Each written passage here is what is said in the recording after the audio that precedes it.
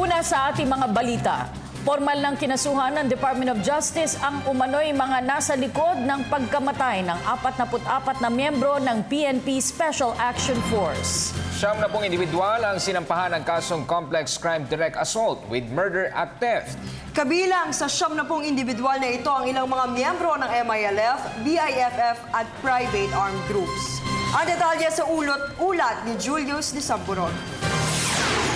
Kinasuhan na ng Department of Justice ang nasa 70 individual na nasa likod ng umano'y pamamaslang sa mga miyembro ng PNP Special Action Force. Ayon kay Justice Secretary Laila, 70 nakasuhan ay base sa pagtataya ng kanilang 5 testigo. Sa rekomendasyon ng Joint National Bureau of Investigation and National Prosecution Service o NBI-NPS Special Investigation Team, kabilang sa mga sinampahan ng kasong complex crime direct assault with murder and theft ang 26 na miyembro ng Moro Islamic Liberation Front, 12 mga tauhan ng Bangsamoro Islamic Freedom Fighters at higit 50 private armed groups at iba pang unaffiliated individuals. Pero hanggang hindi pa nahahainan ng sabina ang mga ito, hindi muna nila ilalabas ang kanilang pagkakakilanlan.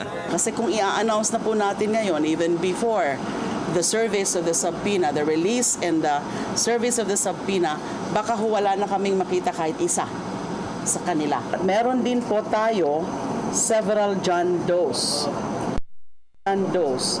Dahil hindi ho ma-identify through names or nicknames ng aming mga witnesses. Pero paglilinaw ni Diliman na ang 70 individual na nakasuhan ay ang mga taong sangkot lamang sa inkwentro sa isang maisan sa barangay Tuca na Lipaw sa Masapano. Magkakaroon pa din aniya ng ikalawang bahagi ng investigasyon para naman sa pagpatay sa 7 na miyembro ng 84th Seaborne Commandos. It is now being filed with the National Prosecution Service for preliminary investigation. So if the court or the judge is convinced na merong probable cause, then the judge or the court will issue the warrants of arrest. Ang warrant of arrest naman, that is actually addressed or directed to the law enforcers like the PNP.